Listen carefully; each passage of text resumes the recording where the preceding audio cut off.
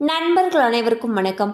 இன்னைக்கு நம்ம இந்த வீடியோல தமிழகத்தில் நகைக்கடன் தள்ளுபடி பற்றி மிக முக்கிய புதிய தகவல் வெளியாகியுள்ளது. ஸோ அந்த தகவல் என்ன அப்படிங்கிறத இப்ப நம்ம பார்த்துடலாம். கூட்டுறவு அமைப்புகள் மூலமாக மக்களுக்கு அரசு கடன் உதவிகளை வழங்கி வருகிறது. கடன்கள் காரணமாக மக்கள் சிரமங்களை எதிர்கொள்ளும் பொழுது கடன்களை ரத்து செய்வதன் மூலமும் அரசு உதவுகிறது. 2021 தேர்தலுக்கு முன்னர் தேர்தல் அறிக்கையில் கூறப்பட்டபடி 31/3/2021 நிலவரப்படி கூட்டுறவு நிறுவனங்களிலிருந்து ஒரு குடும்பத்திற்கு 5 சவரன் வரையில் நிலுவையில் இருக்கக்கூடிய நகை கடன்களில் தோராயமாக 6000 கோடியை தள்ளுபடி செய்ய முதலமைச்சர் ஸ்டாலின் அவர்கள் உத்தரவிட்டார்.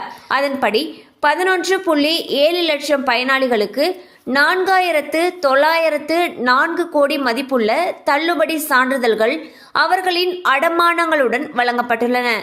நகைகளும் திருப்பி அனுப்பப்பட்டன.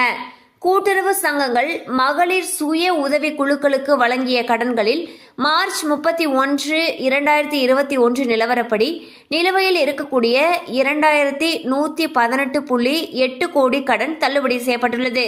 ஏற்கனவே நகை கடன் தள்ளுபடி செய்யப்பட்ட அறிவிப்பினை வெளியிட்டிருக்கும் நிலையில் 2025 மற்றும் 26ஆம் ஆண்டில் வாங்கப்பட்டிருக்கக்கூடிய நகை கடன்களையும் தள்ளுபடி செய்ய வேண்டும் என்பதே பொதுமக்களுடைய கோரிக்கையாக உள்ளது. ஸோ பார்த்தீங்கன்னா தமிழக அரசு 2021ஆம் ஆண்டு நகை கடன்களை தள்ளுபடி செஞ்சாங்க.